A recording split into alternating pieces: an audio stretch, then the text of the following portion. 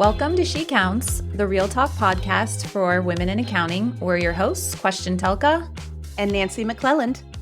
And every episode, we're digging into the real life experiences, challenges, and unspoken truths of life in this profession. Because if you've ever felt like you're the only one, you're not, and you should not have to figure it out alone. A special thanks to our Season 3 sponsors, Bill, Relay, and Carbon. We're so grateful to them for helping us bring these conversations to life, enabling us to share out loud what everyone is thinking and no one is saying. Learn more about them on our sponsors page at shecounts.show.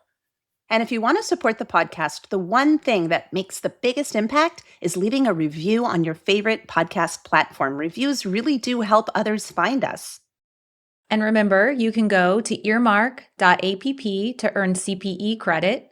And please follow the She Counts podcast page on LinkedIn to join in on the conversation. Today's episode brings together two conversations that begin in very different places, but they arrive at almost the same exact destination. One starts with entrepreneurship, the other starts with survival. Both are really about what happens when fear has been making your decisions for you. That's what happens when people spend time thinking about what they want the world to hear from them. Exactly. And today's guests couldn't be more different on the surface. Katie Helle talks about building the courage to start her own firm after years of letting fear make decisions for her. And Mariana Alvarez shares what it took to reclaim herself after years of domestic violence had her believing that she wasn't enough. Katie approaches it from the outside. She's got this concept of taking one step forward. And Mariana approaches it from the inside. You have to find yourself again. And together, these two different stories actually become a conversation about courage. That's right. Different stories. Yeah, but the same question underneath them. What happens when fear has been driving your life for a really, really long time? And maybe even more importantly, what does the first step back look like? That's exactly where we're headed. I was so grateful for the time I got to spend with these women at the Theater of Public Speaking Advanced Retreat. You and I, Questian, I know we were both so blessed to attend what they call the curtain call. You went in 2024, right? Yeah, I think that was the first year that she did it. Yeah. Yeah, and I went the second year, which was 2025. And then this year, I got to go back to interview the women who were giving their keynotes there. And I'm excited to share our first two interviews with you from the 2026 cohort. I am jealous that I did not get to attend, but I was really happy that you were able to go, and we are getting the opportunity to help share their voices. So let's roll it, and I'm excited to hear what you learned about, Nancy.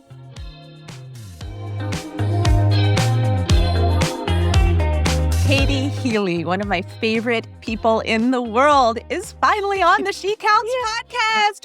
Woohoo!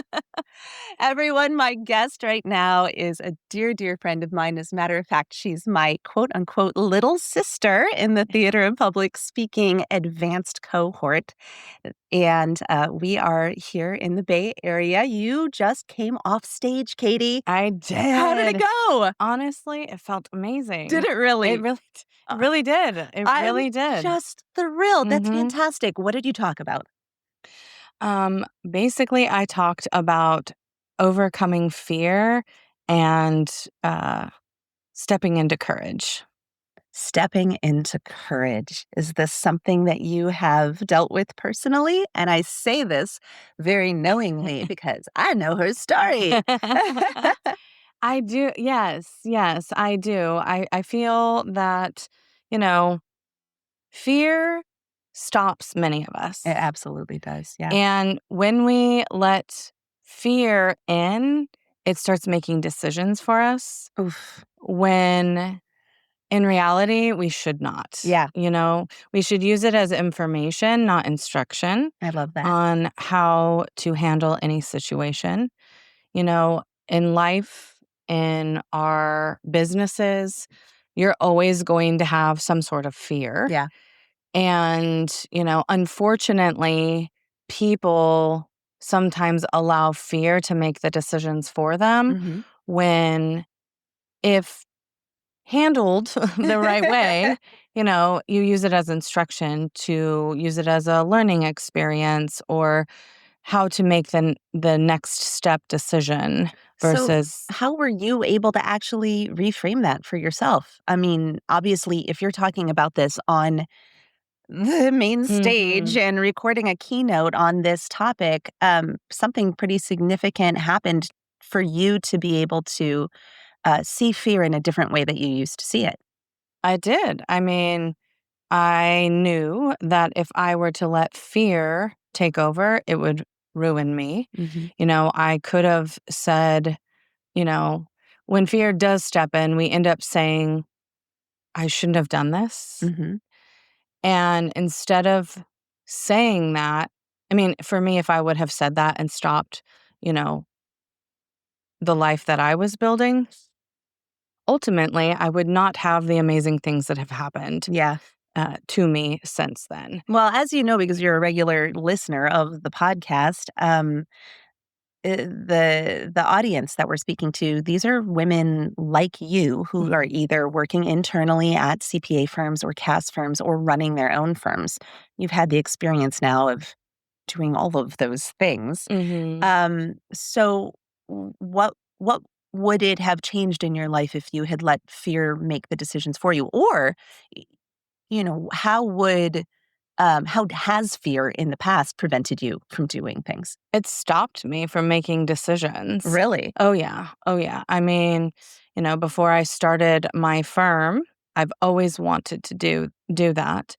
And fear is what kept me back. I Really? didn't think I could do it. I didn't think you know, I didn't have the confidence because I was so scared of, what if I don't make enough money? Mhm. What if I'm not prepared?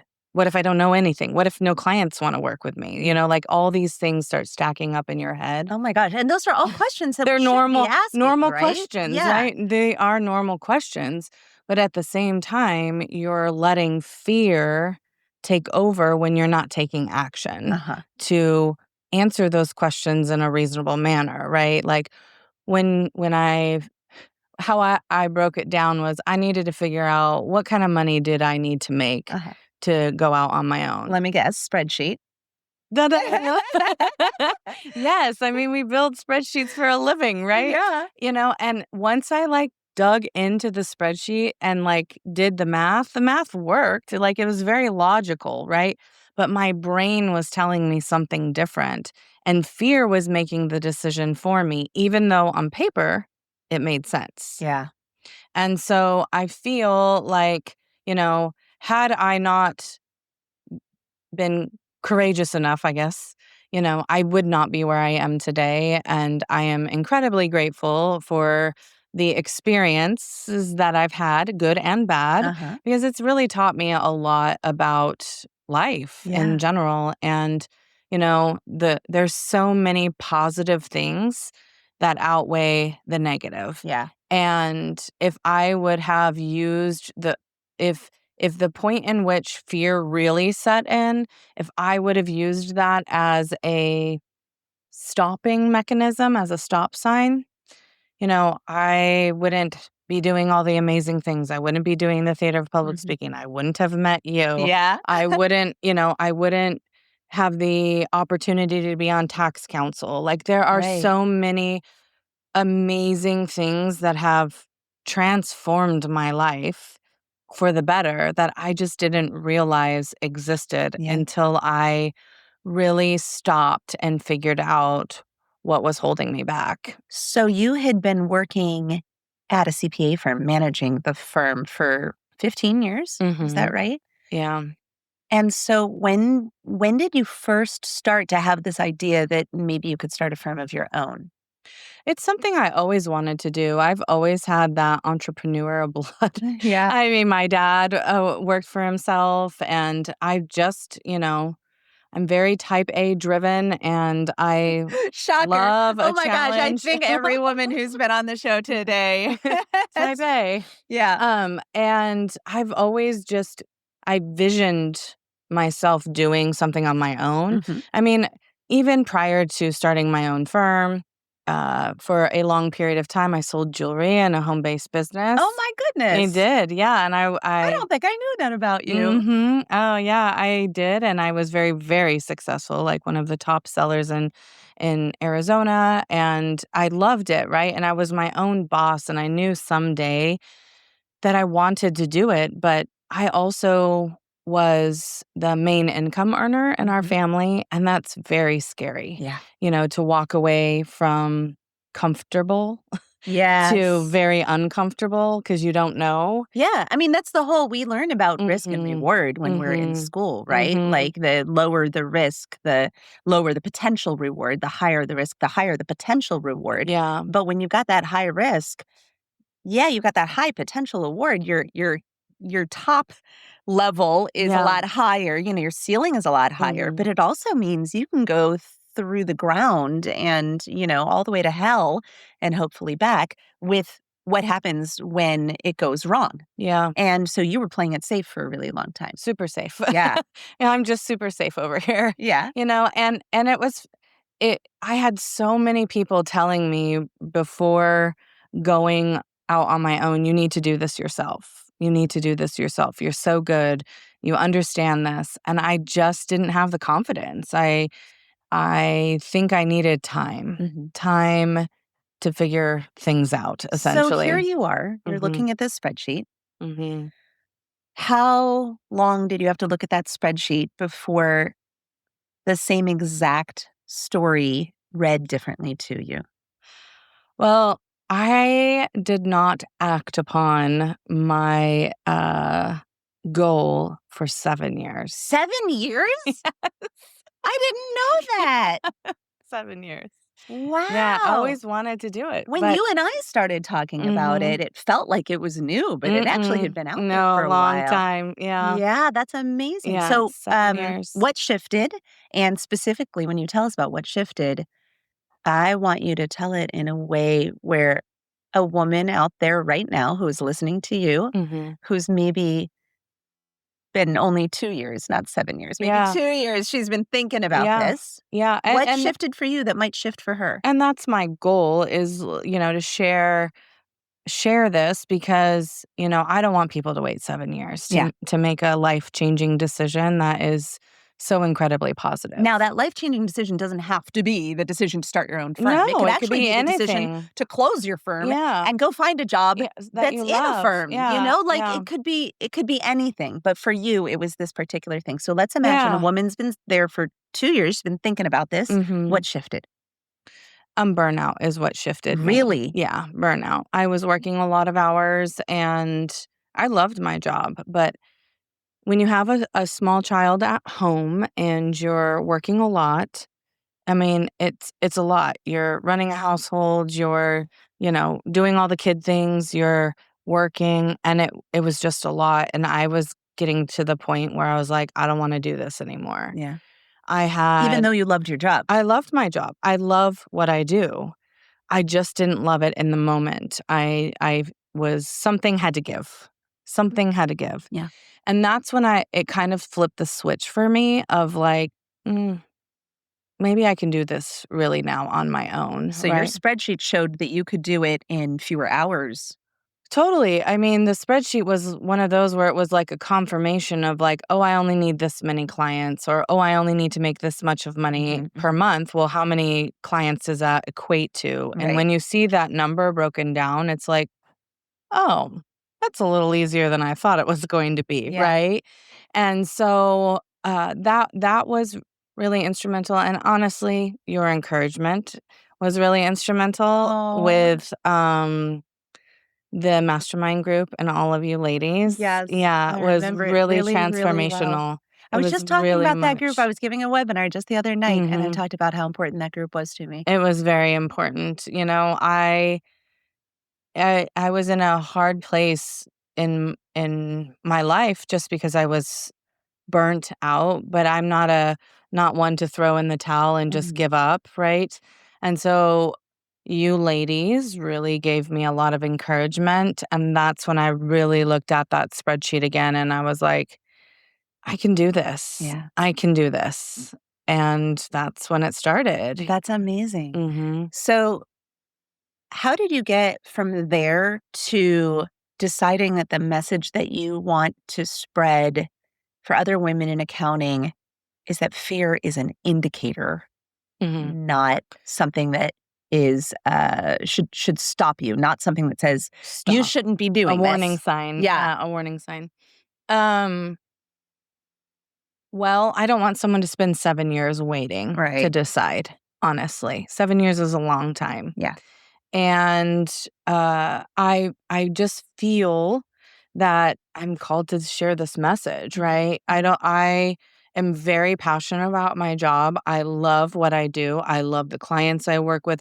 I love working with clients, but I also love teaching others like what to do and how to leave when they're feeling burnt out to start something of their own. Mhm. I mean, I know there are a lot of people that are in my shoes right now because I've talked to a lot of people about they're wanting to make a change, but they just don't know how. Yeah. And I think what you have to do is you have to break it down into steps. You don't want to take a leap. You want to take a step, Mhm. one step at a time. So if you're worried about money, you need to figure out what do you need to make each month? What kind of runway do you need to have?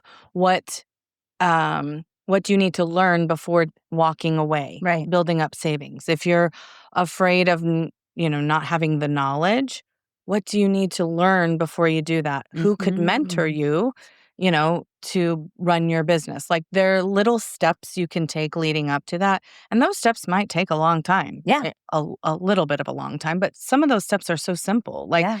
looking at the numbers and saying, okay, this is how much I need to make. What would that take? I mean, really, once I looked at that spreadsheet, I was like, oh my gosh, like eye opener.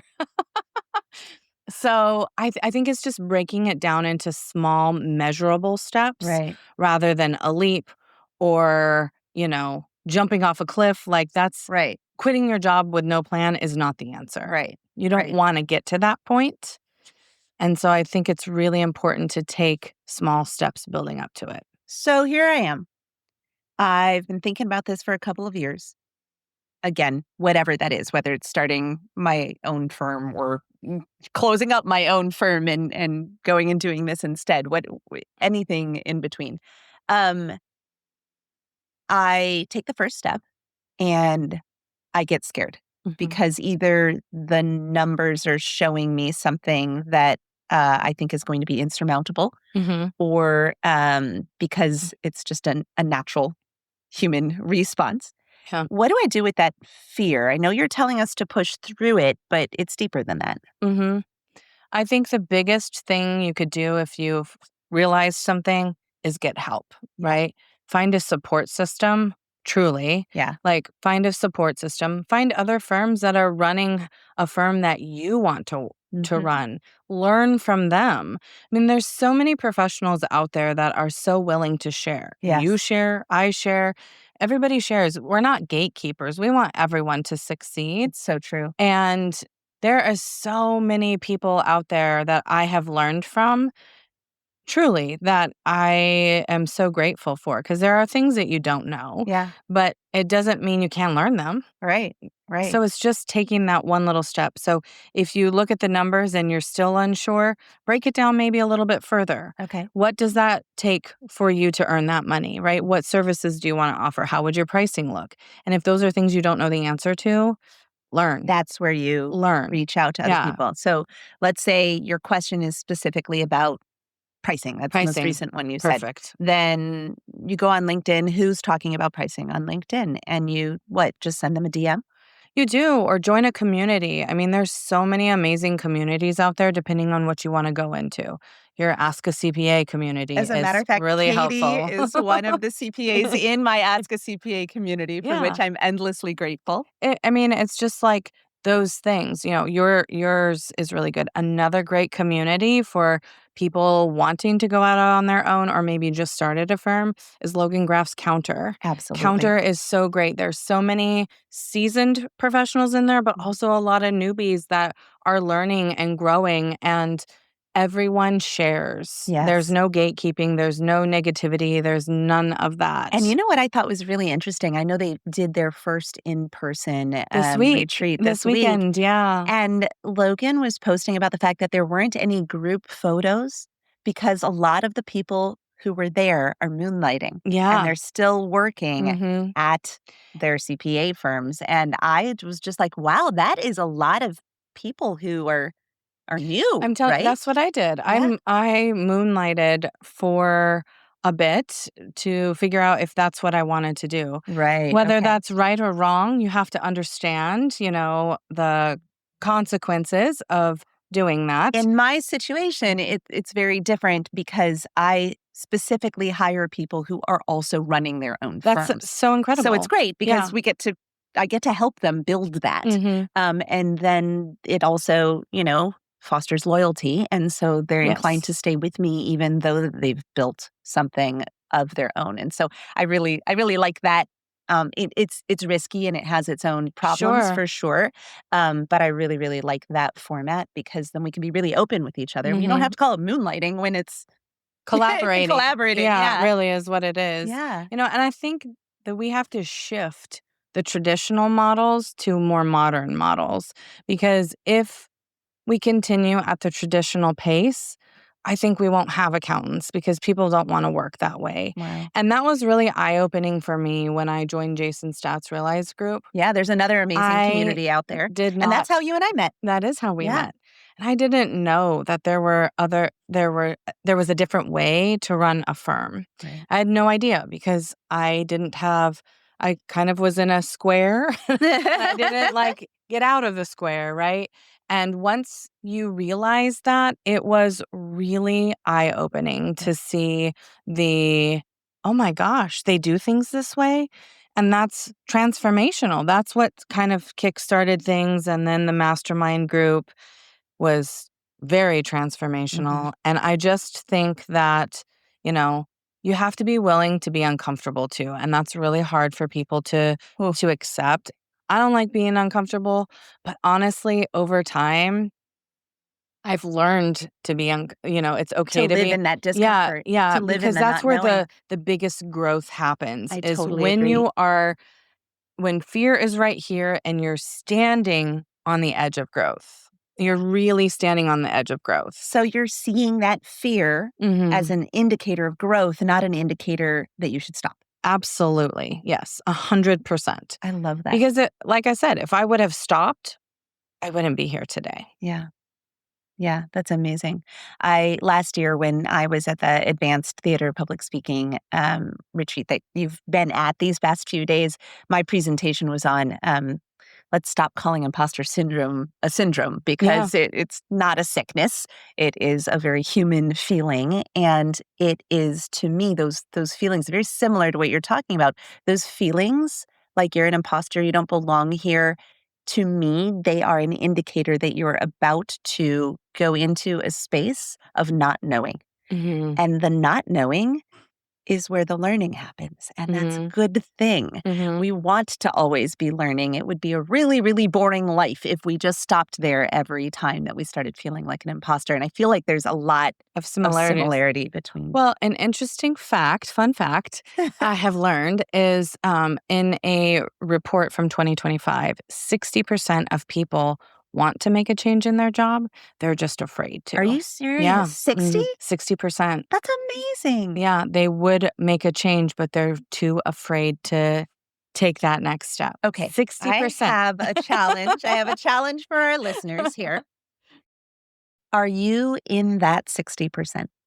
Is there a change that you are wanting to make that you're not making? And is the reason that you're not making it fear? Mhm. If you are in that 60%, your very next step is to get out, a piece of pen and some paper Mhm. and start. Writing what you're fearful of. All right. Figure it out. So then you can address how to address the fear. Because if you don't really know what you're afraid of, Yeah. if it's just like this amorphous fear, then you can't do Well, anything. you wouldn't know what to do. Yeah. Yeah. Yeah. All right. So that's your challenge, everyone. If you are in that 60% who wants to make a change of any type, business, personal, whatever, Yeah. get a piece of pen and a paper out. As a matter of fact, if you are listening to this while you're driving, I would prefer you not do that. Absolutely. Okay. But Please don't. maybe just record a voice memo to yourself and start noting what What are you're you afraid of, and then start making a plan, one step, One step. One Not step. a leap, not a a leap, step.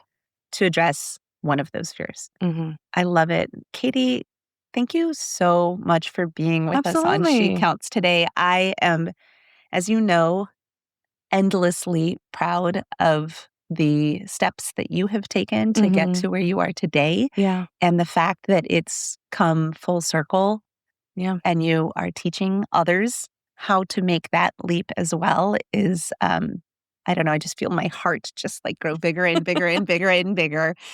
Getting to see that surprise on your face when you walked into the room and So saw me here surprised. today was a delight. It really has come full circle, and I'm just so proud to know you, and I'm so proud to be learning from you. So thanks very much for being with us on She Counts today. Do you have anything you'd like to No, I share with the wanna thank listeners? you. Thank you for Oh, being that nudge to get me to where I am today. I truly words cannot express how incredibly thankful and grateful I am for okay. you. We're just gonna have a love fest here. This is amazing. Any last words for our listeners? Yeah, if you're afraid, just write down what it is that you need Yeah, to be able to move forward and know that it's not gonna happen overnight. and that's It's okay. yeah, That's actually yeah, part of it. it's you're not jumping off a cliff, you're taking a step, and it's okay if it takes time. It took me 7 years, so Yeah, yeah. Even if somebody makes it take 6.5 years, yeah, they learned. you're still taking a step. Yeah, Yeah. fantastic. Thanks for being here with us today, Thanks for Katie. It having was such me. an honor. It was an honor for me as well.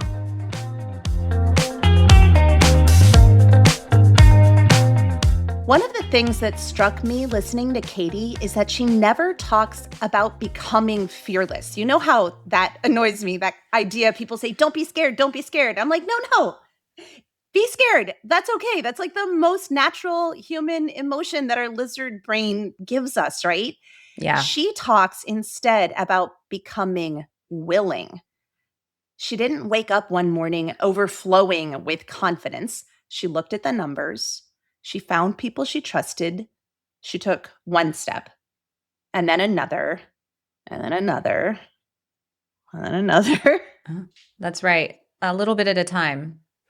And what really struck me is that Katie, as you were kind of saying, tells people, she doesn't tell people to ignore their fear. She tells them instead that what they should do is really get curious about it. And instead of Yeah. asking, how do I stop being afraid? And you and I have talked about this a lot too. She asks, what is my fear trying to tell me?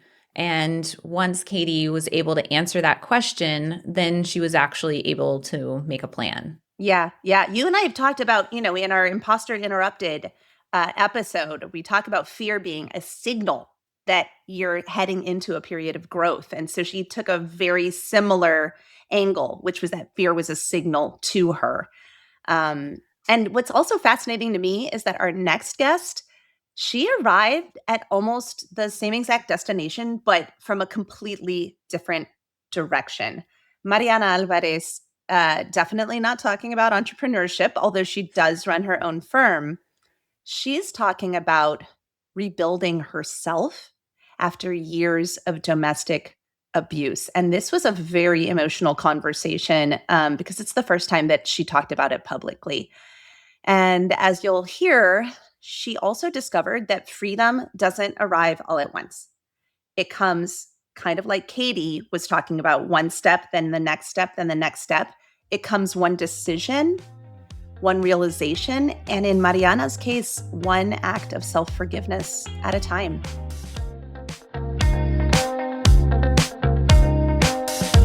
Mariana, I am so glad that you're joining us here on She Counts today. And I know that this is a challenging day for you because, trigger warning to our audience, Mariana, her keynote that she delivered at the Theater of Public Speaking Advanced Retreat was on her takeaways and her learnings from some experiences that came from domestic violence and abuse. We're not talking about the domestic violence today. We were talking about, you said you really want to focus on what you've learned from it and your takeaways and your growth from it. And I know you've got some pretty incredible lessons to share with us. Mariana, welcome to She Counts. Thank you, Nancy. It's been a pleasure to be invited for this. The Theater of Public Speaking has been a transformational experience for myself. And I'm so happy for the opportunity to share and hopefully inspire others or help others to move on with their lives. So, Mariana, can you share with us a little about what happened in your life and how it led you to your takeaways, your realizations about freedom? Yes, sure. So I was married for 17 years. I have a son who is now 18, a daughter who is 16. And I stay on that situation, which I used to think was too long. And I resented myself for staying for too long. But I stayed because I had a fear about the children, about losing the children. But once I was out of the situation and I started to work on myself, I started to realize that I could not move on and rebuild my life and find my own freedom and myself again, my truth back again, unless I had let it go of what had happened in the past and find ways to forgive myself for staying too long, forgive myself for a long time. I blame myself for what happened. Really? I used to think that it was because I was not good enough or not pretty enough or not, I did not talk well or I did not communicate well.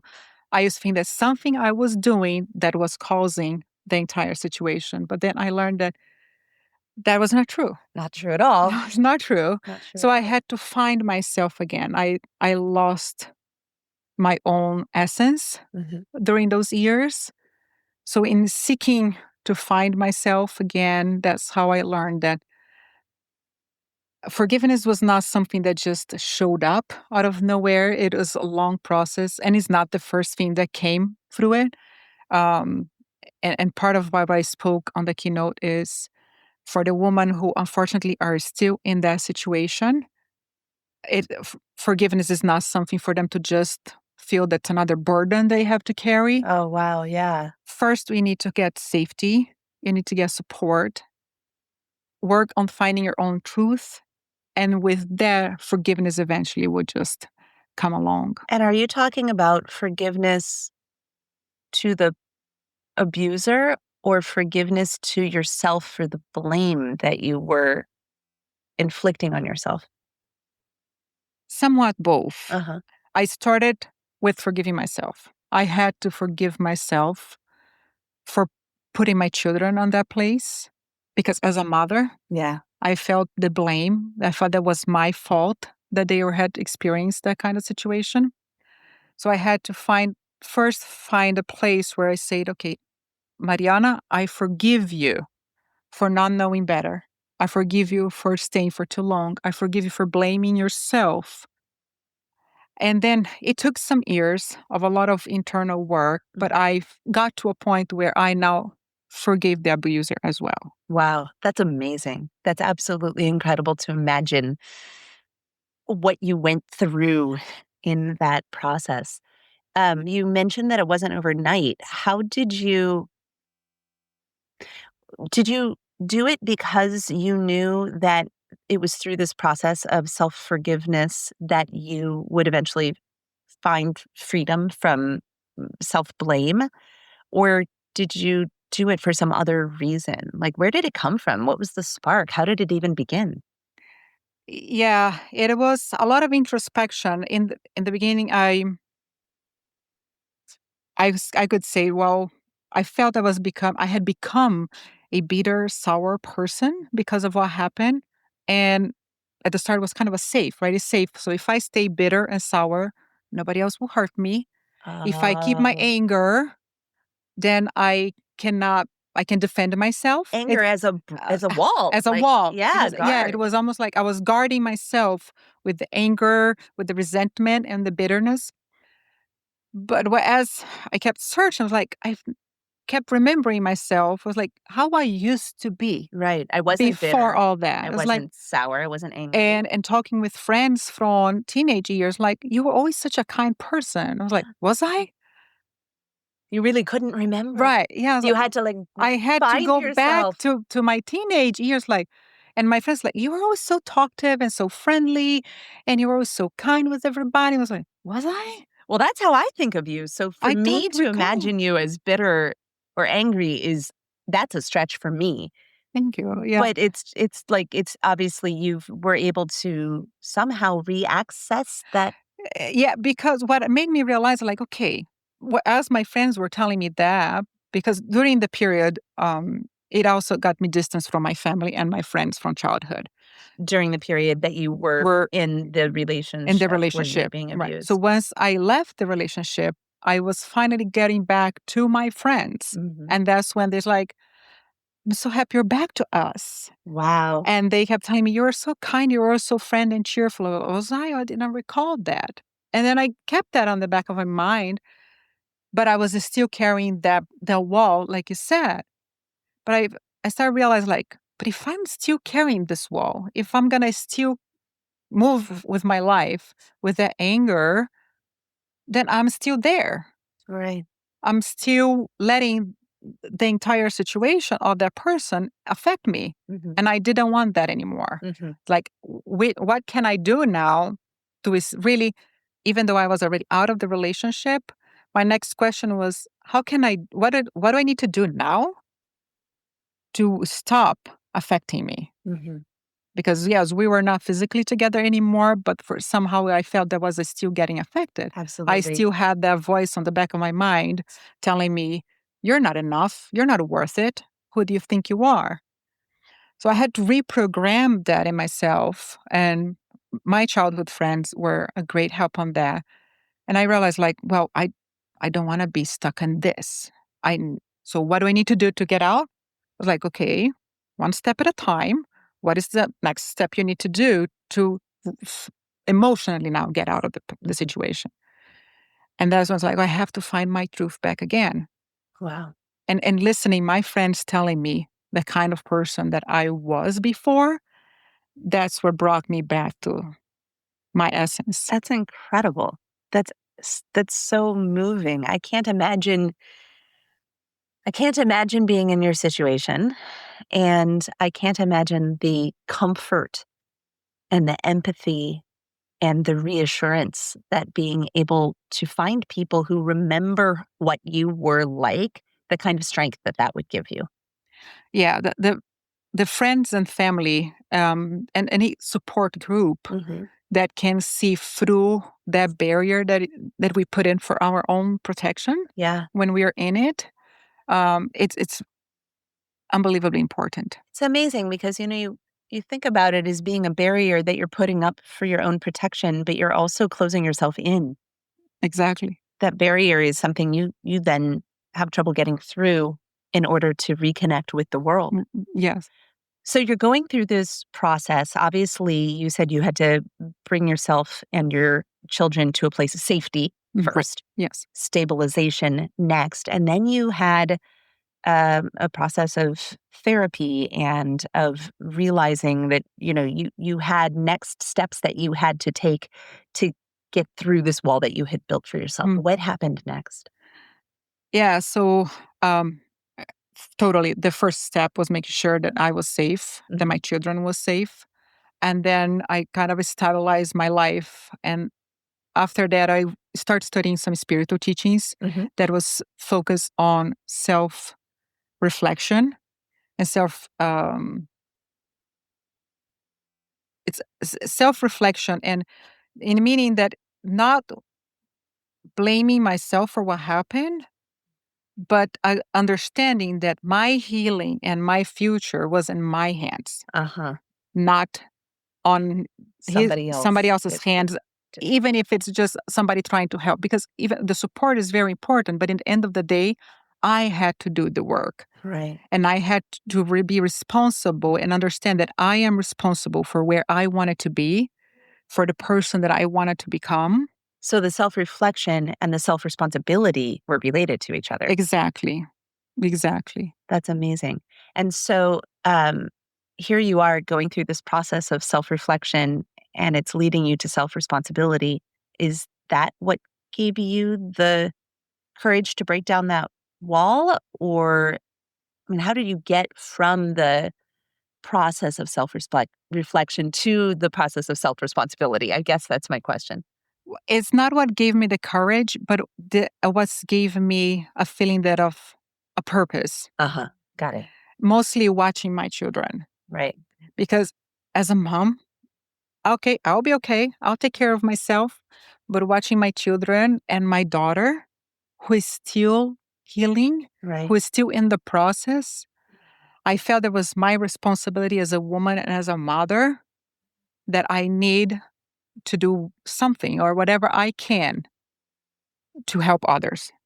Wow. So we don't see other children. So we don't see other women in the same situation, and we don't see other children going through what I saw my children going through. Uh-huh.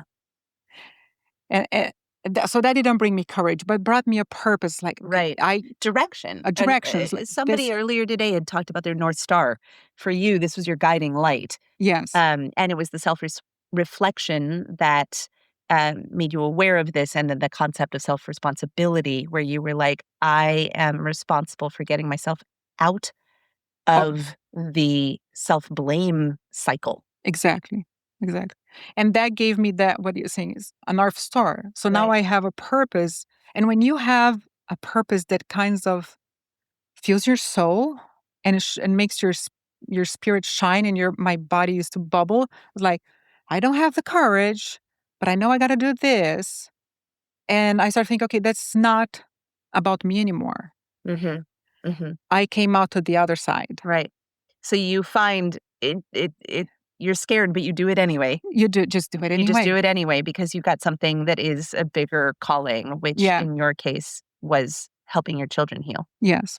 And they weren't going to heal if you were still beating yourself up about having stayed too long or Exactly. having blamed yourself for it happening in the first place or any of And that. having a daughter, eh, and she was always so close to me. So she witnessed a lot. Yeah. She witnessed a lot more than what my son did. And for being a, a little girl, a woman as well, I feel like I have to make sure that I get myself in a good place, Mm-hmm. that I stand strong, but not just a facade. Right. That I am really strong internally, so she can see that she can also heal and move on and go to the other side and build a life. Yeah. And find beautiful people in her path as well. You know, you mentioned there the difference between being strong, not a facade. And I think sometimes anger is something that makes us think that we're being strong. Yeah. And in fact, anger is a protective, Yeah, totally. protective emotion. Yeah. So you let go of the anger and replaced it with internal strength. And I wanted to bring peace back to the house. Mm-hmm. And I want my children to come home and grow up in a house where there was peace, where silence didn't mean, oh, now we can breathe. Right. Silence means we are okay. Yeah. This is Silence good. means not only you can breathe, you could sing, you You could yell, you yes. could cry, you could do whatever. You can talk and you can walk and do whatever you wanted, and you are free to just be yourself in your own house. It must have taken a long time you talked about the struggle with rediscovering who you are in the first place, Mm-hmm. right? So you probably didn't know what to do with that silence at first. No, I worked a lot. I worked long hours. Yeah. I worked a lot. Oh gosh, we could hide so much behind work. I It's know. amazing. But it helped. Yeah. At the right time, it Mhm. helped. And now I'm learning that I don't need to be hiding anymore behind the facade of anger or even the facade of the work. Right. I can have time for myself. I can just relax and be happy. I don't have to be always doing something, either to hide a feeling or to prevent a storm.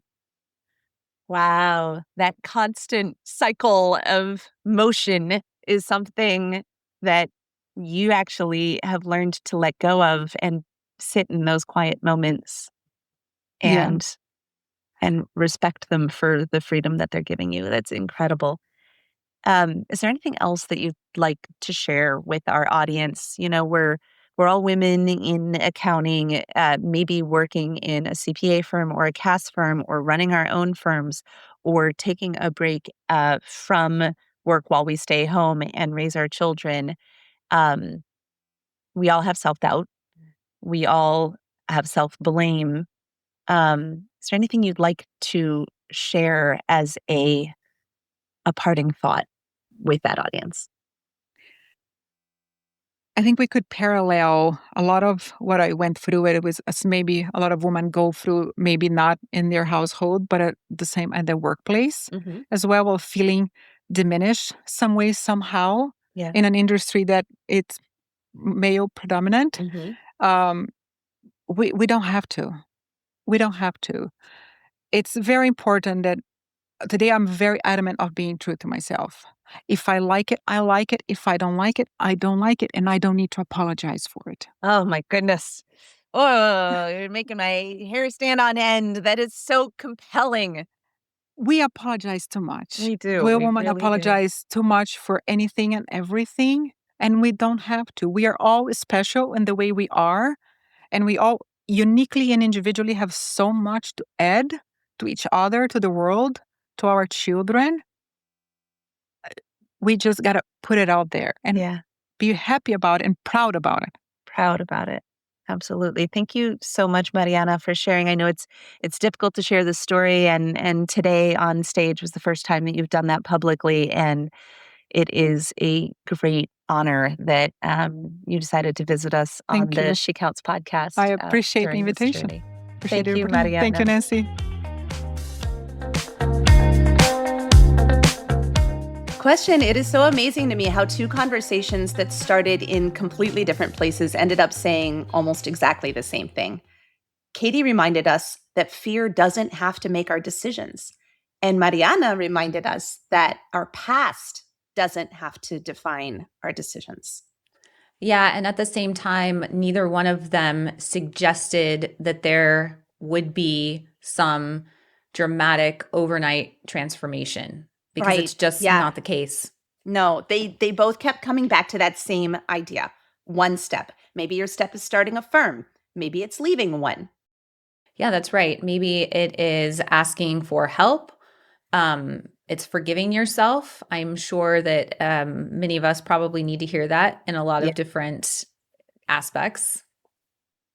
So, whatever it is, you don't have to know the entire path before you begin walking it. And I think that's an important distinction that people need to hear. I totally One agree. step at a time. One step at a time. Thank you so much for joining us for the first of 3 episodes in this super special series recorded at the Theater of Public Speaking Advanced cohort. We will be back in 2 weeks with 2 more incredible women who found the courage to share stories that just might change the way you think about your own. As we wrap up, we would like to ask our listeners to follow the She Counts LinkedIn page and join in on the conversation by sharing under the episode, Beyond Fear, the Courage to Begin Again.